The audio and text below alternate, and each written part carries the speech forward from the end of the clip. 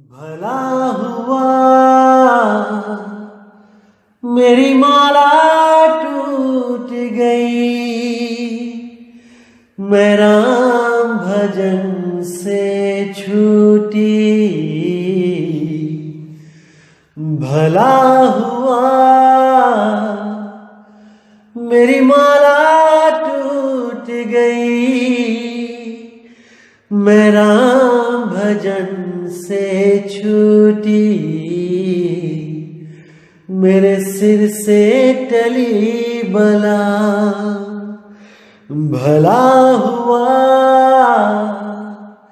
मेरी माला टूट गई, मैं राम भजन से छूटी। मैं राम भजन से छूटी। नमस्कार मेरे प्यारे भाइयों, मेरे परमात्मा के प्यारे जीव हंसों। मैं हमेशा परमात्मा से यही अरदास करूंगा कि आप सब मेरे भाइयों का विवेक पहले से ज्यादा और ज्यादा और ज्यादा बढ़ता ही जाए, और ऐसा कोई काल का दूत ना हो जो आपको 1% भी भ्रमित कर पाए। एक भी काल का दूत नहीं बख्शना हमने, सबके अज्ञान को खोल के रख देना है, ताकि आने वाले समय में कोई भी काल का दूत अपना दांव ना खेल पाए, इन परमात्मा के जीव हंसों को उलझा ना पाए। ऐसी ज्ञान की लहर चला देनी है कि एक एक जीव इस मूल ज्ञान को समझ के परमात्मा को जानने की कोशिश करे, परमात्मा तक पहुंचने की कोशिश करे, और अपने इस अनमोल जन्म को बर्बाद ना कर पाए, बल्कि सत्य सार को जानकर इस जन्म को सफल कर जाए, ताकि 84 लाख जन्मों के बाद जो ये इंसान जन्म मिला है इसका भरपूर लाभ ले सके। गलती से भी अगर इस जन्म में चूक हो गई तो मेरे भाई अगली बार कोई आपका साथ नहीं दे पाएगा। आज जितने ये काल के दूत आपको भ्रमित करने में लगे हैं, इसके पीछे बहुत बड़ा राज है। कबीर साहब ने कहा था, जहां कबीरा करे गुरुआई वहां निरंजन द्वंद मचाई, कि जहां पर सत्य का प्रचार होगा, जहां पर सतगुरु सत्य कबीर के मूल ज्ञान की बात चलेगी, वहां पर निरंजन अपना खेल खेलेगा। वहां पर काल के दूत पूरे जोर शोर से विरोध करेंगे उस मूल ज्ञान के प्रचारक का, उस मूल ज्ञान के दाता का। इसीलिए मेरे भाइयों, आज सब के सब इस मूल ज्ञान के खिलाफ बोल रहे हैं, इस मूल ज्ञान को झूठा सिद्ध करने में लगे हैं, और वो भी केवल वाणियां दिखा दिखा के। जैसे मैंने 103 नंबर सत्संग जो मैंने कल भेजा था, उसमें आपको मैंने दिखा दिया कि नीर शीर का निबेड़ा कैसे करना होता है। क्या जरूरत थी सतगुरु को ऐसी वाणियां बोलने की जिनको अपनी ही वाणियों के द्वारा काटा गया? वो केवल इसीलिए था मेरे भाई, ताकि काल के दूतों के हाथ वो मूल ज्ञान ना लग पाए। चाहे वो मूल ज्ञान लिखित में ही क्यों ना हो, वो काल के दूतों के समझ ही ना आए, और काल के दूत केवल उन वाणियों को दिखा दिखा के अपने आप को सतगुरु घोषित कर दें जो पवित्र ज्ञान है, जो जगत ज्ञान है, जो बच्चों का ज्ञान है, जो विवेकी पुरुषों का ज्ञान है, वो अलग है मेरे भाई। हम केवल उस मूल ज्ञान को समझा रहे हैं जो विवेकी पुरुष ही समझ सकते हैं।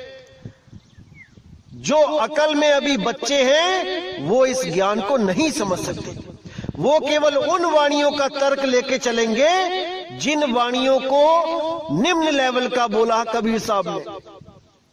जो छोटी क्लासों की किताबें हैं ये उनको लेके चलते हैं, और हम केवल और केवल मूल ज्ञान विहंगम योग को लेके चलते हैं। तो क्या उसमें डिफरेंस है, आज आपको और बताया जाएगा। आज आपको इंगला पिंगला सुषमना का भेद खोला जाएगा कि कबीर साहब ने क्या बोला इंगला पिंगला सुषमना के लिए।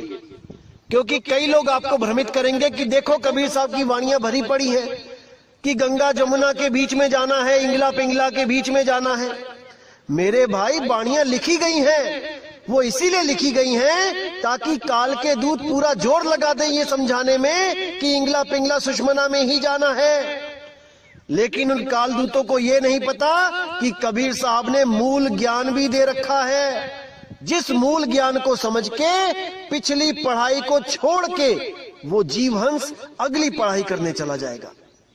तभी उसको मुक्ति मिलेगी जब वो इंगला पिंगला से ऊपर उठेगा, सुषमना नाड़ी से ऊपर उठेगा। जो भी गुरु आपको कहता है कि सुषमना में ध्यान लगा दो, वो काल का ही दूत है। और YouTube चैनल भरे पड़े हैं इन काल दूतों से, जो आपको कबीर वाणी ही दिखा दिखा के सुषमना में जाने का ज्ञान देंगे। लेकिन आज आपको इस रहस्य से पर्दा उठाया जाएगा कि कबीर साहब ने इंगला पिंगला सुषमना के लिए क्या बोला, उन साधकों के लिए क्या बोला जो इसमें ध्यान लगाते हैं। कोई इसमें प्राणों के द्वारा चढ़ाई करता है, कोई इसमें कल्पना के द्वारा चढ़ाई करता है, कोई आपको बोलता है कि सुषमना का अर्थ है सुस्त मन। अरे मूर्खानंद, किसको बेवकूफ बनाते हो तुम लोग। सुषमना का अर्थ ये नहीं है कि सुस्त मन, सुषमना का अर्थ है सूक्ष्म मन। और वो कहां बैठा है? सुषमना नाड़ी में। वही काल है जो सुषमना में अपना अड्डा जमा के बैठा है। और जो भी जीव सुषमना में जाता है उसको वो भ्रमित कर देता है, अरबों खरबों सूरज दिखा के, उनके गुरुओं की शक्लें दिखा के, तरह तरह के नजारे दिखा के, झूठे स्वर्ग, झूठे ब्रह्मलोक, झूठे सतलोक, अलखलोक, अनामी लोक दिखा के वही भ्रमित कर देता है। तो साहिब प्रमाण भी देते हैं कि निज मन करत जहां ठकुराई, सो नैनन पिछवाड़ा है। निज मन यानी सूक्ष्म रूप में मन कहां रहता है? नैनों के पिछवाड़े, यानी कि इंगला पिंगला सुषमना में। और जितने भी ये लोग सुषमना की बात करते हैं वो सब काल के ही दूत हैं। अरे कबीर साहब ने तो यहां तक कह दिया, पिंगला बिन से सुषमना नाड़ी, जब उन्मुन की तारी टूटे तब कहां रही तुम्हारी। साहिब ने साफ इशारा कर दिया, मूल ज्ञान है ये पवित्र ज्ञान नहीं है कि लाल चोले वाला बाबा भी सुषमना में ध्यान लगा रहा है और ये प्राण योगी भी सुषमना में ध्यान लगा रहे हैं, हठी योगी भी सुषमना में ध्यान लगा रहे हैं। जो भी सुषमना की बात कर दे, समझ जाना मेरे भाई कि वो सूक्ष्म मन का गुलाम है। और ये मूर्ख बनाने वाले जो सुस्त मन कह रहे हैं, इनको काखा गा का नहीं पता भी सुषमना नाड़ी के बारे में। ये वही स्वयंभू हैं जो बिना गुरु के ज्ञान अर्जित करके किताबों से अपना मनमुखी ज्ञान बांटते फिरते हैं और सोचते हैं कि हमें तो सत्य पता लग गया। अरे 100 जन्म लगा लो, 1000 जन्म ले लो, बिना गुरु के ज्ञान नहीं मिल सकता। गुरु बिन पढ़े जो वेद पुराना, सार न जाने रहे अज्ञाना। साहिब साफ कहते हैं कि बिना गुरु धारण किए जो भी किताबें पढ़ता है, ग्रंथ पढ़ता है, वो केवल अक्षर ज्ञान तक जा सकता है, भेद ज्ञान नहीं प्राप्त कर सकता। क्योंकि भेद तो केवल किसी के बताने से ही प्राप्त होता है, अन्यथा वो केवल अक्षरों को पढ़कर अपने आप को ज्ञानी मानकर जन्म बर्बाद करके चला जाता है। अब साहिब ने यही समझाने की कोशिश करी है, जितने भी लोग इंगला पिंगला सुषमना में ध्यान लगाते हैं, ताड़ी लगाते हैं, पहले सोहंग के साथ ऊपर की तरफ चलते हैं, ध्यान लगाते हैं, उसके बाद एक अवस्था प्राप्त कर लेते हैं जिसको उन्मुन अवस्था कहा जाता है, जिसको मुद्राओं में मैंने बताया था कि उन्मुनी मुद्रा कहा जाता है। प्राणों के द्वारा जाते हुए सुषमना में जाकर प्रकाश में बैठकर सोचते हैं कि हम तो बच गए, अब हमें कौन पकड़ सकता है। लेकिन साहिब कहते हैं इंगला बिन से पिंगला बिन से सुख मन नाड़ी। अब कहां जाओगे? जब पूरा शरीर ढहेगा तब तुम्हारी इंगला पिंगला सुषमना भी ढह जाएगी भाई, क्योंकि ये भी शरीर की वजह से है। अगर शरीर नहीं तो इंगला पिंगला सुषमना भी नहीं। इसीलिए साहिब कहते हैं जब यूं मन की तारी टूटे। अभी तो श्वासों का अजपा जाप करके चढ़ गए, चढ़ाई कर ली सुषमना में और सोचने लगे कि मैं बच गया। लेकिन कहते हैं जब उन मन की तारी टूटे तब कहां रहे तुम्हारी, तब तुम्हारी सुरती कहां रहेगी।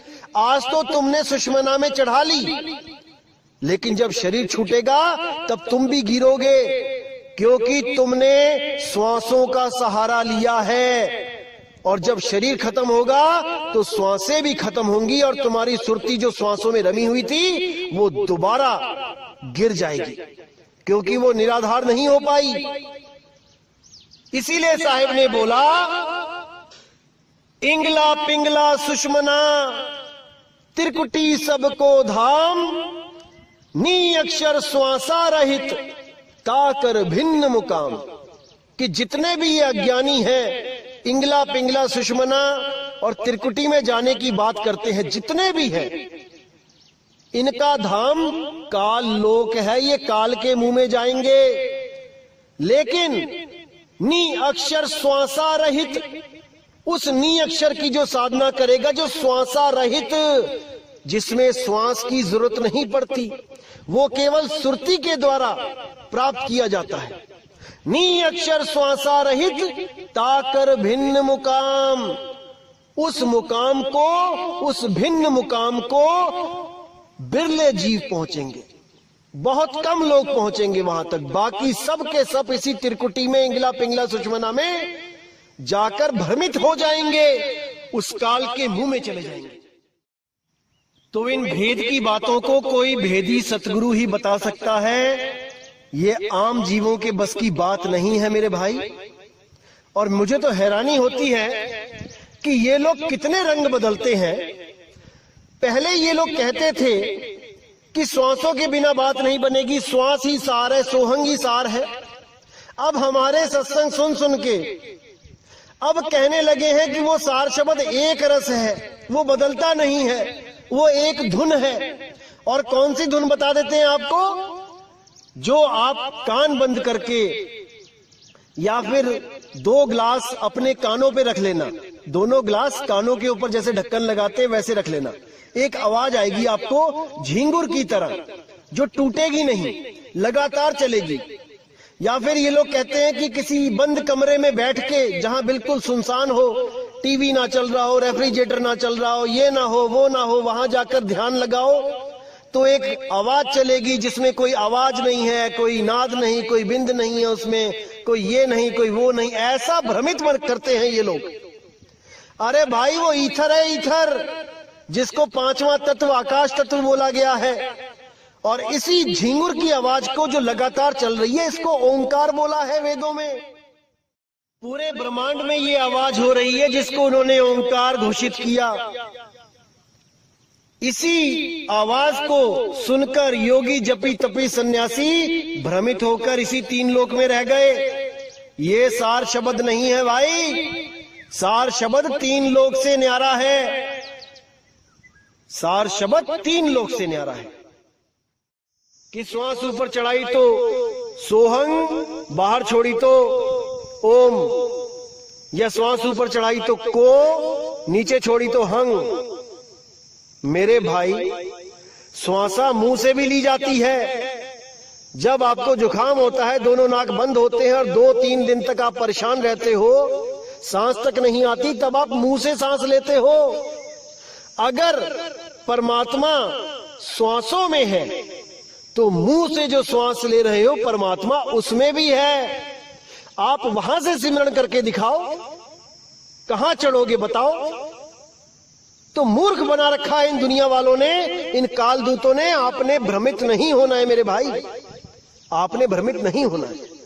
आखिर श्वास, उस श्वास का मतलब क्या होता है, आज आपको मैं भेद बताता हूं इसका। साहिब ने बोला, माला तो कर में फिरे, जीभ फिरे मुख माही, मनवा दस हूं दिसी फिरे, ये तो सिमरन नाही। इसका मतलब ये है कि साहिब कह रहे हैं कि माला तो कर में फिरे, माला हाथ में पकड़ ली और घुमा रहे हो 108 मनके की। अब मन क्या कर रहा है कि जल्दी जल्दी माला करूं, 108 लिमिट बना दी है कि इतनी माला करनी ही है। अब सारा मन कहां घूम रहा है, 108 माला में घूम रहा है या बाहर के जो काम है वहां घूम रहा है। अब जीभ फिरे मुख माही, यानी कि मुंह में चल रहा है राम राम राम राम राम राम राम राम। तो माला हाथ में है एज ए घड़ी, एज ए टाइमर कि 108 पूरी होगी और जाप खत्म। एज ए टाइमर यूज किया जा रहा है माला को, याद रखो, इस बात को ध्यान दो। माला से जाप का कोई मतलब नहीं है। अगर माला ना हो तब भी जाप हो सकते हैं, लेकिन आप फिर कोई और विधि अपनाओगे 108 गिनने के लिए, उंगलियों पे गिनने लग जाओगे। तो कहने का मतलब है कि माला अलग है, जाप अलग है। माला नहीं भी होगा, जाप तब भी होंगे, चाहे वो उंगलियों पे होए, चाहे वो और किसी विधि से होए।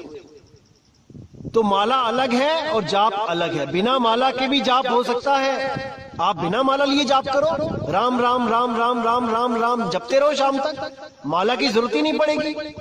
माला केवल इसलिए ली जाती है कि आपको पता लग जाए कि 108 हो गए हैं कि 1008 हो गए हैं, और माला का कोई रोल नहीं है। इसी तरह जब श्वासों की बात आती है तो कबीर साहब ने बोला है कि माला श्वास उश्वास की, फेरेंगे निज दास, 84 भर में नहीं कटे काल की फांस। अब यहां पर साहिब ने बोला है कि तुम माला फेर के टाइमर लगा लिया तुमने, ये तो तुम ऐसे कर रहे हो जैसे एहसान कर रहे हो परमात्मा पे कि मैंने इतनी माला फेर ली तेरी, मुझे मुक्ति चाहिए। अरे मेरे भाई, जब तक आप लिमिट में उसको याद करते हो, जब तक आपकी सुरती कहीं और भी जाती है, आपकी सुरती भटकेगी। इसीलिए अभ्यास के लिए साहिब ने बोला कि 24 घंटे 8 पहर सुरती को वहां स्थिर करो, उसका सिमरन करो। इसलिए उन्होंने श्वास उश्वास बोल दिया माला की जगह। माला भी टाइमर है, श्वास उश्वास भी टाइमर है। माला खत्म हो जाती है लेकिन श्वास उश्वास सारी उम्र चलता है। ये केवल एक संकेत है कि 24 घंटे सिमरन करो, 8 पहर सिमरन करो, ना कि श्वासों पे सिमरन करने लग जाओ कि माला के अधीन ही हो जाओ कि माला है तो सिमरन है, माला नहीं तो सिमरन भी नहीं। मूर्ख बना रखा है इन लोगों ने। अब साहिब कहते हैं, श्वास श्वास में नाम ले, व्यर्थ सांस मत खोए, अब ना जाने इस श्वास का आवन होए ना होए। वो तो स्वयं कह रहे हैं, पता नहीं सांस आएगी ना आए। इन श्वासों में जब तक ये श्वास चल रही है नाम जप ले। आज तुमने नाम लिया, कल को तुम्हारी मौत हो गई तो एक दिन में तुम कितनी श्वासें कर लोगे? 21,600 सांसें हैं। 21,600 सांसों पे नाम जप के क्या तुम्हें मुक्ति मिल जाएगी? मिल जाएगी तो बता दो कि 21,600 सांसों में मैं नाम जप लिया तो मुक्ति मिल जाएगी। लेकिन अगर सुरती शब्द को पकड़ ले, वो एक पल में भी पकड़ सकती है भाई।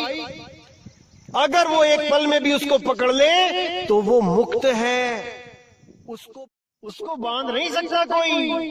अगर उसको एक बार भी अनुभव हो जाए तो वो अपने घर का रास्ता जान जाती है और वो इन तत्वों को छोड़कर हमेशा के लिए चली जाती है। इन श्वासों की गुलाम नहीं है वो कि श्वासों पे माला जपे 21,600 पर डे के हिसाब से। साहिब क्या बोलते हैं, इसको अच्छी तरह समझ लो मेरे भाई। बार बार नहीं समझाने वाला मिलेगा कोई, इस चीज को अच्छी तरह समझ लो। साहिब ने इशारा भी किया है कि श्वासा की कर सिमरनी, श्वासा को तो सिमरनी का रूप बताया है कि जो सिमरनी है वही तेरी सांस है। सिमरनी यानी कि जो हाथ में माला घूम रही है वो सिमरनी कहते हैं उसको। तो श्वासों को सिमरणी का रूप बताया है कि सिमरणी और श्वास को एक समझो। श्वासा कीकर सिमरणी, कर अजपा का जाप, यानी उसका जाप कर जो अजपा है, जिसको जपा नहीं जा सकता। उस नाम का सिमरण कर जो जाप नहीं है, जो सोहम ओहम नहीं है, वो अजाप है। परम तत्व का ध्यान धर, सोहम आपे आप। सोहम सोहम करने की जरूरत नहीं पड़ेगी, ना ही श्वास की जो धुन है सोहम, उसको सुनने की जरूरत पड़ेगी। वो भी नकली है, वो भी खत्म हो जाती है, उस पे भी ध्यान नहीं लगाना है। जो श्वास अपने आप चल रही है, सोहंग की आवाज आ रही है जो ऑटोमेटिकली, वो भी नाशवान है। लेकिन साहिब कहते हैं परम तत्व का ध्यान धर, उस परम तत्व का ध्यान धर जिसका कभी नाश नहीं होता, जो इस देह में नहीं है, जो इस देह से न्यारा है। इस देह में जो कुछ भी है वो नाशवान है। परम तत्व का ध्यान धर, सोहम आपे आप। तुम स्वयं ही सोहम हो जाओगे, उस अवस्था को प्राप्त कर लोगे जिस अवस्था में मैं रहता हूं। अरे नीर छीर का करे निबेड़ा, कहे कबीर सो हंस है मेरा। जो सोहम को समझ जाए, नीर और शीर, नीर सोहम क्या है और शीर सोहम क्या है। नीर में क्या आता है, जाप अजपा अनहद, ये नीर यानी पानी है। और वो सार नाम क्या है, वो सोहम अवस्था है। सोहम यानी जो तू सोहम, जैसा तू वैसा मैं। जब आप इस अवस्था को प्राप्त करते हो तब आप सोहम सत्य कबीर अवस्था को प्राप्त कर लेते हो, जिसके लिए बोला सोहम ही ऊपर और है, सत सुकृतिक नाम। जो लोग सोहंग सोहंग जपते हैं उनके लिए बोला कि सोहंग से भी ऊपर सत सुकृतिक नाम। वो सत सुकृत का क्या नाम है उसको जानो, वही सत्य नाम है, वही सत्कर्तार है, वही सतपुरुष है, वही सत्य शब्द है, वही सतनाम है। लेकिन इन बातों को ये काल के दूत नहीं समझ सकते, बिल्कुल नहीं समझ सकते। ऐसे ऐसे YouTube चैनल पे आ गए हैं लोग, जिनको आप सुनोगे शुरू से लेके आखिर तक तो 10 बार रंग बदलते हैं। कभी कुछ कहते हैं, कभी कुछ कहते हैं। हमारे सत्संग सुन के हमारी जैसी बातें करने लग गए आजकल। ऐसा चतुर काल का दूत बैठा है जो इन सबको कंट्रोल कर रहा है आज के टाइम में। इन सबके अंदर बैठा हुआ है, सबके दिमाग घुमा रखे हैं उसने। ऐसे ऐसे चालाक काल के दूत बैठे हैं जो भ्रमित करने में बिल्कुल पीछे नहीं है। उनको इतनी शर्म भी नहीं आती कि जो हमने शुरू में बोला है हम उसी के विपरीत बोल रहे हैं। इतना भ्रमित कर देते हैं ये लोग केवल हमारे सत्संग सुन के। जो भी मैं कोई चीज बताता हूं उसी को कॉपी करके समझा रहे हैं। अरे तुम अपने सत्संग खुद सुनो, पहले तुमने क्या क्या बोल रखा है। आज तुम एक रस की बात करते हो। शर्म आनी चाहिए आप लोगों को, जो जीवों को भरमाने का ठेका लेके बैठ गए हो। पहले ये लोग बोलते हैं कि 10वां दरवाजा बंद करके काल बाहर बैठा है। अब ये लोग कह रहे हैं कि सुषमना में काल बैठा है। बिल्कुल बेशर्मी की हद कर दी है। इनको खुद ही नहीं पता कि कहना क्या चाहते हैं, केवल भ्रमित करना है लोगों को और कुछ नहीं। ऐसे ऐसे लोग बैठे हैं। लेकिन जो मर्जी कर लो मेरे भाई, ये परमात्मा का जो दास बैठा है यहां पे, एक एक चीज को क्लियर करके हर भ्रम को खत्म कर देगा। बिल्कुल इस भ्रम में मत रहना कि तुम एक भी जीव को उलझा पाओगे। अब समय आ चुका है कि सत्य ज्ञान घर घर में जाएगा, घर घर में बोध विचार होगा और लोग सत्य नाम को जानकर उसके साथ जुड़ेंगे, अपना आत्म कल्याण करेंगे। अब ज्यादा दूर नहीं है वो दिन जब पूरे संसार में केवल सत्य नाम का डंका बजेगा। क्योंकि साहिब ने समय निर्धारित कर रखा है और सब कुछ उसी के अंतर्गत हो रहा है। तो भाइयों, आज का जो विषय था यही क्लियर करना था कि जो अलग अलग तरह की वाणियां पढ़ के मेरे भाई भ्रमित हो जाते हैं, उनको मैं एक दिशा दे सकूं, मूल ज्ञान दे सकूं। बाकी लोग क्या करते हैं, पहले मूल ज्ञान की वाणी रखते हैं। एक जगह मैं देख रहा था सत्संग में किसी के, उसने सबसे पहले ये वाणी रखी कि इंगला बिन से पिंगला बिन से, और उसके बाद क्या करता है, उसके बाद पवित्र ज्ञान सामने उठा के रख दिया, नीचे की वाणी उठा के आगे रख दी कि नहीं देखो कबीर साहब ये कह रहे हैं, ये करना है। यानी 10वीं कराने के बाद उसको 5वीं की किताबें पढ़ा रहा है। अरे मेरे भाई, 5वीं के बाद 10वीं होती है, 10वीं के बाद 5वीं नहीं होती है। जो वाणी आपने सबसे पहले दिखाई है वो सबसे लास्ट में दिखाओ और बोलो कि ये मूल ज्ञान है। इंगला पिंगला सुषमना को छोड़ो। इन लोगों ने तो यहां तक भ्रमित कर दिया कि संतों का इंगला पिंगला सुषमना कोई और है और हठी योगियों का इंगला पिंगला सुषमना कुछ और है। हद कर दी चालाकी की, मूर्खता की हद कर रखी है इन्होंने। अरे मेरे भाई, इंगला पिंगला सुषमना एक ही है, शब्द भेद होते हैं अलग अलग। इंगला पिंगला सुषमना नहीं हो रही अलग अलग कि तुम्हारी इंगला पिंगला सुषमना और है और साधु संतों की और है और मेरी कोई और है। ये नाड़ी तंत्र सबका एक ही है। किस गलत फहमी में जी रहे हो? तो मेरे भाई, हर चीज को अच्छी तरह समझना है, विचार करना है, विवेक लगाना है, क्योंकि जीव आपका है, कल्याण आपको ही करना है। और मैं तो हैरान होता हूं, एक भाई तो YouTube चैनल बना के बैठा है और उसने एक वीडियो अपलोड करी कि सार शब्द कैसा होता है, आओ सुने, बताओ। और क्या सुना रहा है? जब दूरदर्शन पे कोई सिग्नल नहीं आता होता था दोपहर में लगभग 2-2:30 बजे, जब कोई प्रोग्राम नहीं आता तो एक सीटी की तरह आवाज चलती थी। मैं आपको अभी भेजता हूं, उसको सुनिए। इसको सार शब्द बना के पेश किया जा रहा है। हैरान हो गया मैं देख के कि लोगों की बुद्धि क्या काम कर रही है। अरे क्या कर रहे हो आप लोग? क्यों भ्रमित कर रहे हो समाज को? जब ज्ञान नहीं होता तो बांटा नहीं जाता। पहले खुद तो कन्फर्म हो जाओ, खुद का तो निर्णय करवा लो। दूसरों को निर्णय ज्ञान देने में लगे हैं।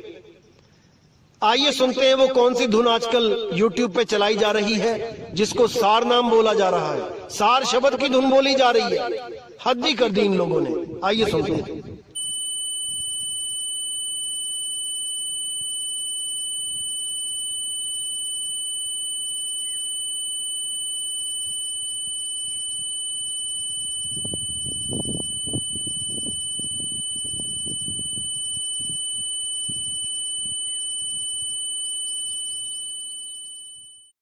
अब बताओ इन लोगों का क्या होगा? क्या दिशा दे रहे हैं ये लोग समाज को? फिर तो मेरे भाई, रेडियो में कोई सिग्नल ना आए तो उसको सुनो और मुक्त हो जाओ। जब मैंने ये वीडियो अपने गुरु भाइयों के ग्रुप में सेंड करी तो एक भाई ने बहुत अच्छा जवाब दिया कि भाई, जब कान पे कोई जोर से थप्पड़ मार दे तब भी यही सुनाई देती है कि तब सार शब्द उसको मिल गया और उसका मन दौड़ना बंद हो गया। ऐसा कान पे सार शब्द दिया कि मन भटकना बंद हो गया, स्थिर हो गया। तो ऐसे ऐसे लोग पड़े हैं समाज में जो भ्रमित करने में बिल्कुल भी शर्म नहीं करते।